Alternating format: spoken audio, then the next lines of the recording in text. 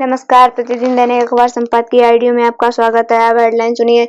कुपोषण बढ़े रहने की बड़ी वजह भ्रष्टाचार है। दैनिक भास्कर। हमें जीएसटी को सरल और व्यवहारिक बनाना होगा, चेतन भगत। नदी जोड़ो अभियान। दैनिक जागरण। भारत के लिए चुनौती बना बांग्लादेश, प्रकाश सिंह। दिलों में बसा रहेगा बेगे नल का सिनेमा। राष्ट्रीय सहारा। अब संपादकीय विस्तार से। कुपोषण बने रहने की बड़ी वजह है भ्रष्टाचार है। दैनिक भास्कर। दुनिया की 5 बड़ी इकोनॉमी, भारत की सबसे बड़ी समस्या कुपोषण।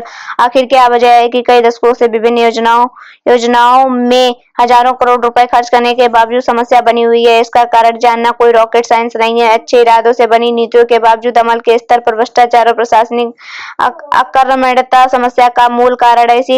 इसी अखबार के रिपोर्टर ने जब उत्तर भारत के एक राज्य में आंगनबाड़ी केंद्रों से दिए जाने वाले फोर्टिफाइड पोषण आहार को एक निजी लैब में टेस्ट कराया तो अधिकांश विटामिन सरकारी दावों से कम मिले। सरकार को ही हालिया रिपोर्ट बताती है कि देश के 80% बच्चे न्यूनतम स्वीकार्य पोषक तत्व नहीं पाते। चिकित्सा विज्ञान और WHO भी कहता है कि कुपोषित बच्चों का शरीर मानसिक ही नहीं, भावनात्मक विकास भी नहीं हो पाता। मानसिक विकास के अभाव में बच्चे की संज्ञानात्मक क्षमता न्यून होती है। लिहाजा ऐसे बच्चे पढ़ाई में पिछड़ जाते हैं, जबकि भावनात्मक विकास नहीं होने से उनका अपने कृत्यों पर नैतिक नियंत्रण कम होता है। आज के दौर में जब ज्ञान को ही शक्ति माना जाता है, तो कुपोषित बच्चे आज के ज्ञान आधारित उत्पादन में कम योगदान कर पाते हैं। इससे उनकी आय प्रभावित होती है और देश विकास में पिछड़ता है। हमें जीएसटी को सरल और व्यवहारिक बनाना होगा, चेतन भगत। अंग्रेजी के उपन्यासकार। पिछले दशक में सबसे कठिन सुधारों में से एक राष्ट्रीय जीएसटी था, जिसे 2017 में लागू किया गया। इसने विभिन्न केंद्रीय और राज्यों के अप्रत्यक्ष करों में जगह ले ली। संसद ने दोनों सदनों के अलावा हर राज्य की विधानसभा को भी जीएसटी विधेयक पारित करना पड़ा था, जिसके कारण लाखों व्यवसायियों की पूरी टैक्स प्रणाली को बदलना पड़ा। 2025 का बजट जीएसटी सुधारों का अवसर है। हमें टैक्स स्लैब को सरल बनाना होगा और सुनिश्चित करना होगा कि 98% से अधिक आइटम्स एक या दो स्लैब में आते हों। लग्जरी वाली चीजें बुरी हैं, यह मानसिकता भी बदलनी होगी। नदी जोड़ो अभियान। दैनिक जागरण। प्रधानमंत्री की ओर से केन बेतवा नदियों को जोड़ने की परियोजना का शिलान्यास एक महत्वाकांक्षी परियोजना को गति प्रदान करना है। इन परियोजनाओं से मध्य प्रदेश और उत्तर प्रदेश के बुंदेलखंड क्षेत्रों में लाखों लोग लाभान्वित होंगे। यह परियोजना पेयजल के साथ सिंचाई के पानी के संकट को भी दूर करने में सहायक बनेगी।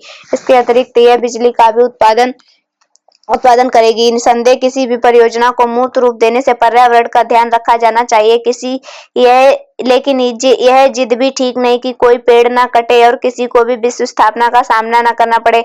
पर्यावरण रक्षा के नाम पर विकास और साथ ही जन कल्याण विरोधी राजनीति नहीं की जानी चाहिए। इस राजनीति का परिचय केवल केन बेतवा नदियों को जोड़ने के मामले में ही नहीं दिया गया, अन्य कई परियोजनाओं को आगे बढ़ाने के मामले में भी ऐसा हुआ है। अच्छा हो कि अब यह संकल्प लिया जाए कि भविष्य में किसी परियोजना के मामले में ऐसा न हो। राष्ट्रीय और क्षेत्रीय दलों में इस पर आम सहमति कायम करनी होगी कि विकास के कामों में राजनीति मतभेद आड़े न आने पाए। भारत के लिए चुनौती बना बांग्लादेश। प्रकाश सिंह। लेखक असम एवं उत्तर प्रदेश के पुलिस महानिदेशक रहे हैं। बांग्लादेश के हालात खराब होते चले जा रहे हैं, जिससे चलते दक्षिण एशिया में जो परिदृश्य बन रहा है वह भारत के लिए चिंता का विषय है।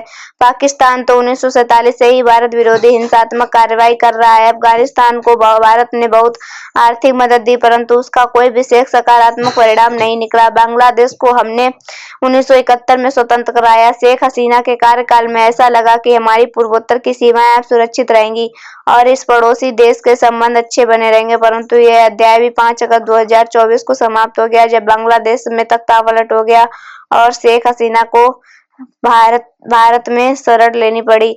पूर्वोत्तर की सीमाओं को हमें फिर से सुरक्षित करना पड़ेगा। बांग्लादेश की 4096 किलोमीटर सीमा पर सीमा सुरक्षा बल तैनात है, उसे अपनी ड्यूटी और मुस्तैदी से करनी पड़ेगी। हिंदुओं की सुरक्षा के लिए हमें बांग्लादेश पर अंतर्राष्ट्रीय दबाव बनाना पड़ेगा। अमेरिका में ट्रंप के राष्ट्रपति बनने के बाद संभवतः हमें इससे मदद मिलेगी। बावजूद इसके बांग्लादेश में हिंदुओं के उत्पीड़न के बारे में हमें सभी देशों में प्रचार करना होगा। अगर स्थिति में सुधार नहीं होता तो भारत को शायद आबादी की अदला बदली का प्रस्ताव रखना पड़े।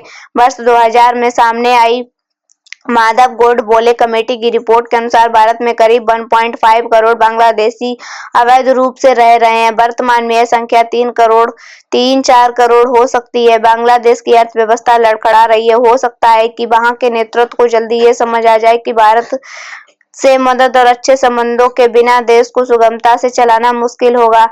यह आशा की जानी चाहिए कि बांग्लादेश सही रास्ते पर आ जाएगा, लेकिन हमें प्रतिकूल परिस्थितियों के लिए भी तैयार रहना पड़ेगा। दिलों में बसा रहेगा बेगेनल का सिनेमा। राष्ट्रीय सहारा।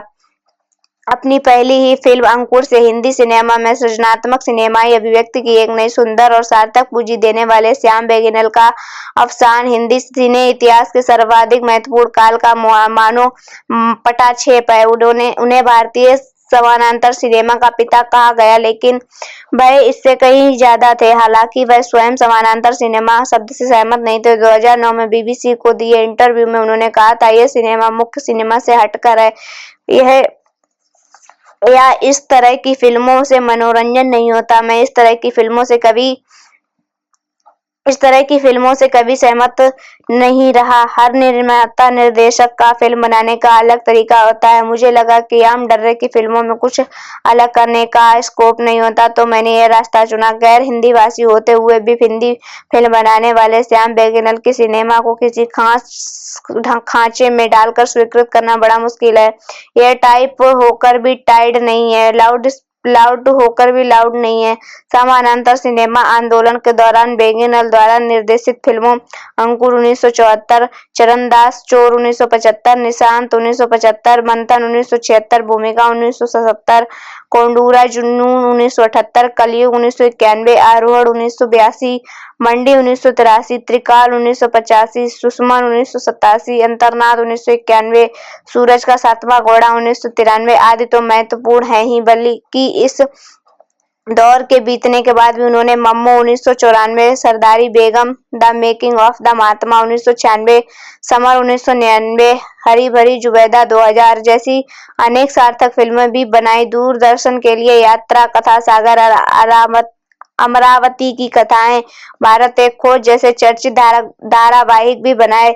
उन्होंने 21वीं सदी के आरंभ में Subhash Chandra Bose, the forgotten hero 2004, welcome to Sajjanpur 2008 और बेल्डन अब्बा 2009 फिल्में बनाई और 2014 में संविधान जैसा महत्वाकांक्षी धारावाहिक लेकर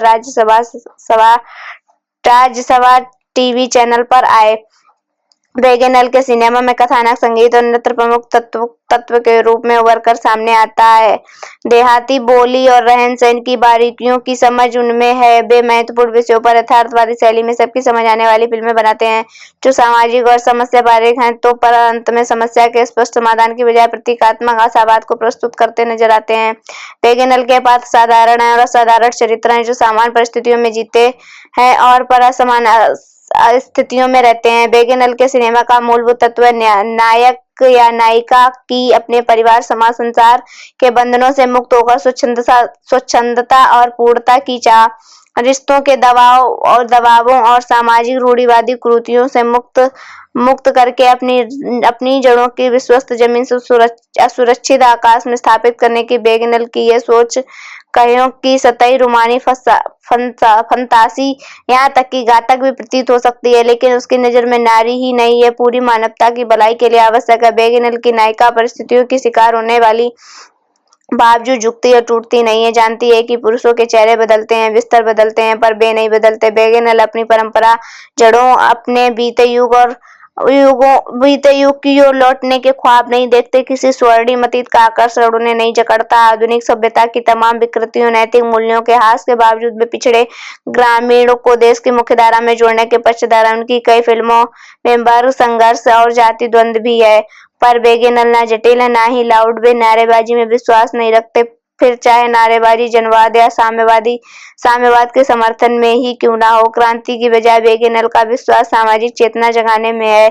इस लिहाज से देखे जाने पर बेगेनल का सिनेमा श्रेष्ठ सिनेमा है, जिसमें व्यावसायिक और कला दोनों सिनेमा का मिश्रण है। हिंदी सिनेमा में उनके योगदान के बारे में के साथ लगभग 35 साल तक काम कर चुके अभिनेता और पटकथा लेखक अतुल तिवारी उन्हें गेटवे ऑफ इंडियन सिनेमा की उपाधि देते हैं। श्याम बेगेनल के साथ समर, वेलकम टू सज्जनपुर और बेल्डन अम्बा जैसी फिल्में लिख चुके हैं। अशोक मिश्र उन्हें देश की नब्ज समझने वाले, प्रगतिशील और समर्थक निर्देशक के रूप में याद करते हैं, जिन्होंने जनता को हर बार नए और रोचक किस्सों से रूबरू कराया, कभी कुछ रिपीट नहीं किया। उन्हें ज्ञानी गुरु की संज्ञा देते हुए वे कहते हैं, जितने सरल और सहज वे थे, उतना ही सहज और सरल तथा शुद्ध था उनका सिनेमा, जो उनकी तरह ही हमारे दिलों में बसा रहेगा।